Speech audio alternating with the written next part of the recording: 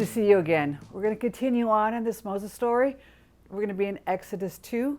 Hi, I'm Pastor Brenda. It's really an honor to meet you in this space.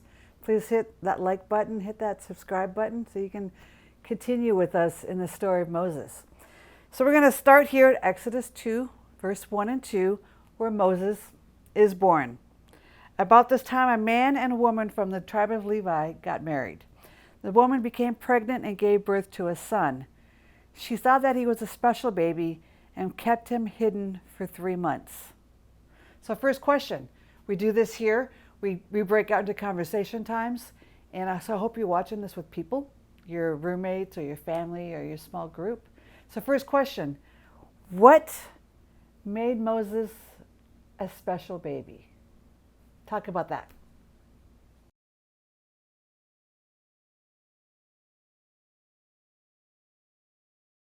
It kind of was a trick question. It's like, doesn't every mom think their baby's special? And I mean, I'm a grandmother, and my grandbabies, oh, they are the most special babies there are ever born. But isn't that how all moms think? So I just don't understand how this mom knew already that Moses was going to be this great leader. I think she's just like every other mom who's like, this is the most special baby ever. And remember, like we talked about last time, there was an edict out to kill all the baby boys beneath 2 years old. He was a boy. Did that just make him special?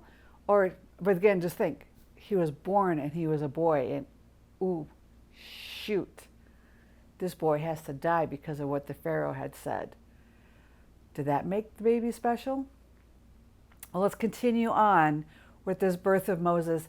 And I want you to notice the women again in the story. Without the women, we would not have Moses. Verse 3. But when she could no longer hide him, she got a basket made of papyrus reeds and waterproofed it with tar and pitch. She put the baby in the basket and laid it among the reeds along the bank of the Nile River. The baby's sister then stood at a distance, watching to see what would happen to him. Soon Pharaoh's daughter came down to bathe in the river, and her attendants walked along the riverbank. When the princess saw the basket among the reeds, she said to her maid to go get it for her. When the princess opened it, she saw the baby. The little boy was crying, and she felt sorry for him. This must be one of the Hebrew children, she said. Then the baby's sister approached the princess. Should I go and find one of the Hebrew women to nurse the baby for you? She asked. Yes, do, the princess replied. So the girl went and called the baby's mother. Take this baby and nurse him for me, the princess told the baby's mother. I will pay you for your help.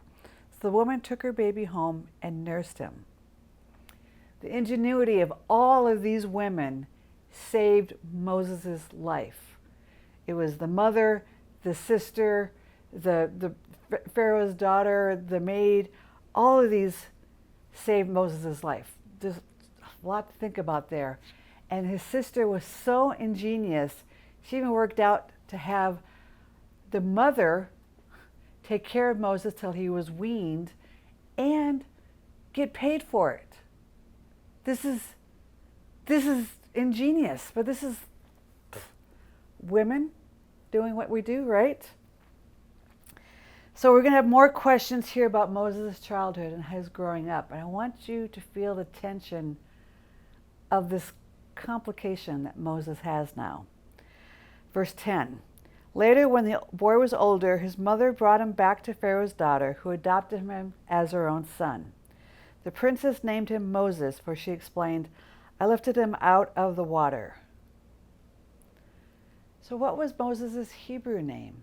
Certainly, this mother named him a Hebrew name when she looked at this baby and said, you are so special, your name is, but we don't know. Even after Moses identified as a Hebrew, he kept this Egyptian name. Isn't that interesting? And we don't know what his Hebrew name is. When did Moses learn that he was Hebrew? No, we don't know. But let's just think about that. Did he have a different skin color? I would think so. Did he look different from the other Egyptians? I would think so. Was he teased? Was he excluded in the palace? Or was he so spoiled in the palace?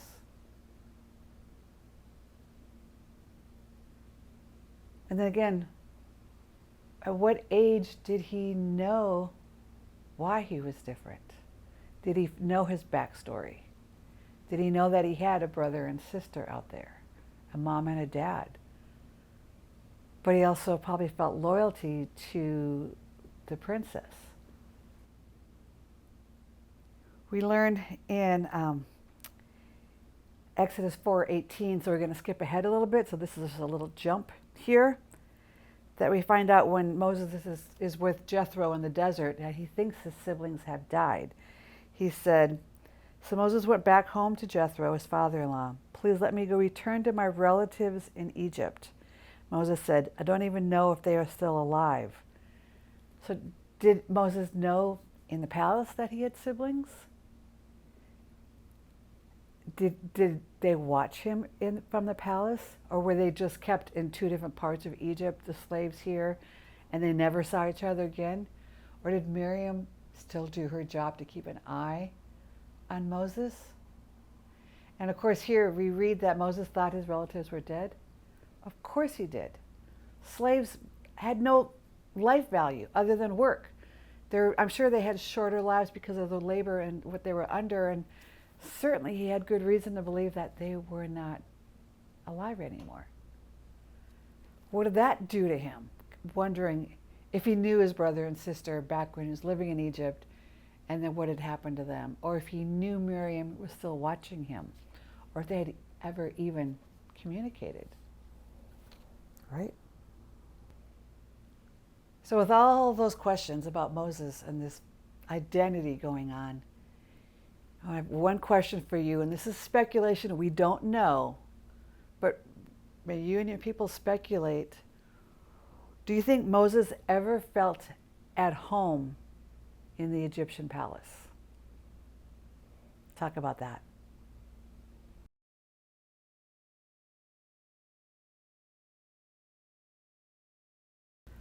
Hope you had a good conversation. Hope you see that. I mean, well, we're speculating. It's pretty easy to guess that Moses had some real deep identity conflicts going on. Loyalty to the Egyptians, blood related. Every hero has this part of their story. You have this part of your story. Every adolescent, every teen needs to go through some kind of an identity conflict to let's say, who am I? Who am I going to be? And Moses has a breaking point in this identity conflict. Exodus 2:11-15. Many years later, when Moses had grown up, he went out to visit his own people, the Hebrews, and he saw how hard they were forced to work. During his visit, he saw an Egyptian beating one of his fellow Hebrews. After looking in all the directions to make sure no one was watching, Moses killed the Egyptian and hid the body in the sand.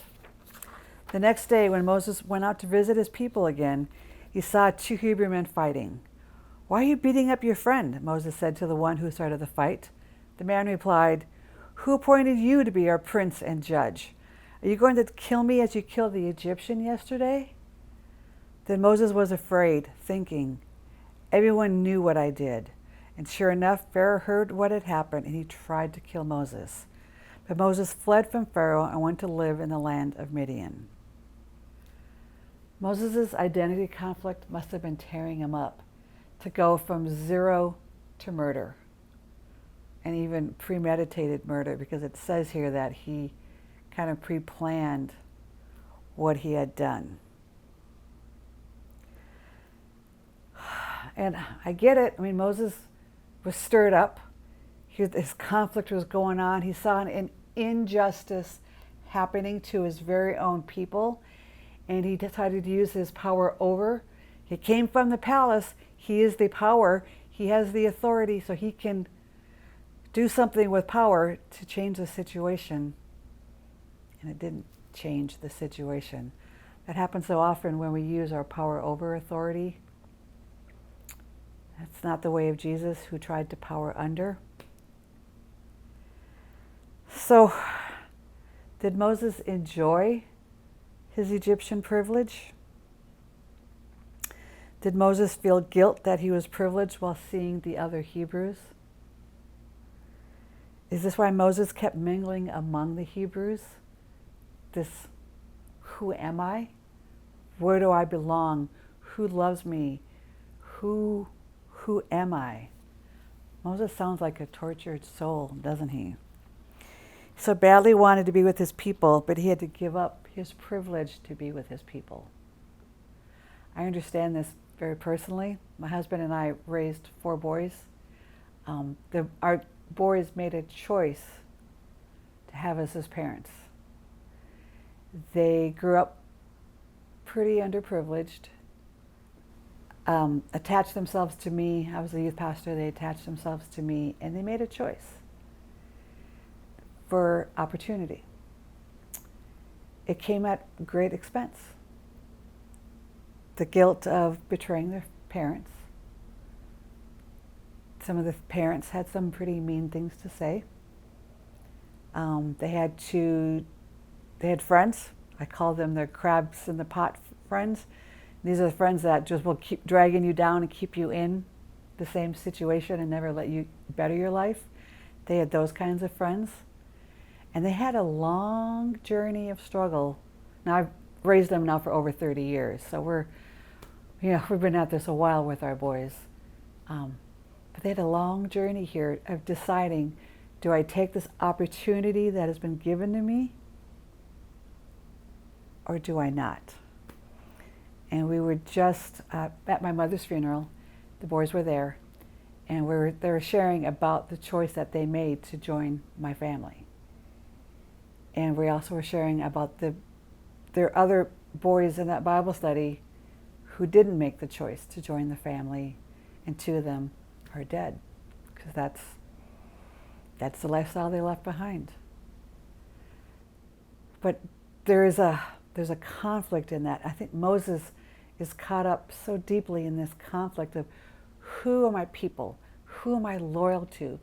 Who is giving me opportunity? Who am I? Right? So did it hurt Moses when a Hebrew said to him, who appointed you to be our prince and judge? When he just wanted to be accepted by them. And it's interesting, after all the women being mentioned in chapter 1 and then here in chapter 2, in this part of this identity conflict going on inside Moses, his Egyptian mother is not mentioned at all. But you can feel it, right? You now recognize it. The loyalty he had to his Egyptian mother, to how she raised him and kept him safe and gave him that privilege. The conflict is tearing up. And again, who am I? This identity conflict is part of growing up. Every teen needs to go through this. This is part of adolescent development. It's probably the reason why all of you guys hate your teen years. It's just so hard. I've been a youth pastor for over 40 years. I am a youth pastor for this very reason, because I want to be the adult that says to the teens, I see you. I recognize you. God has created you. God has given you this identity. I want to be the one to tell them that, so they can get through this identity crisis as a minor. Parents, you want your teens to go through this as a minor. I want them to go through this. There is protection from parents. There's protection from the laws of the land to go through this as a minor. It is so hard. Again, it's why people don't like teens. It's just so hard to watch this. I've been hurt so many times by teens who have just lost their identity and wandered away, and it has hurt. But I stay with them because I want them to see this. This is such an important part.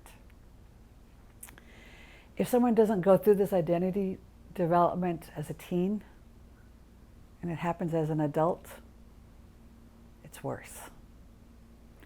If there's a 40-year-old going through an identity crisis, lives are hurt.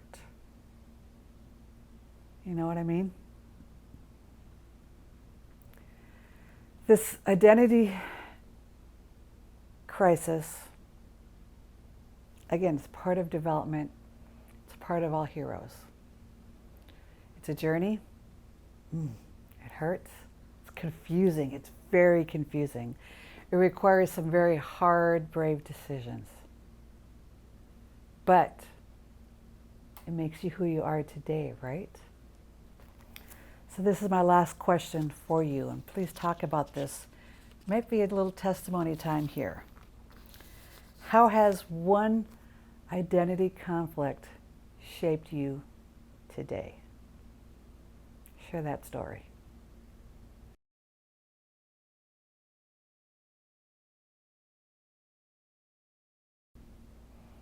So here's my benediction to you. You are named, and God has created you with a purpose. And in this journey of figuring it out, there's confusion. It hurts. You make decisions that you regret, and it doesn't change. You still get to be this person who God created you to be. It doesn't change. God still pursues you. So this week, until we meet here again, may you see how God is pursuing you. May you recognize who you are in God. We say here in our church, you are maturing into who you already are. Okay? Amen.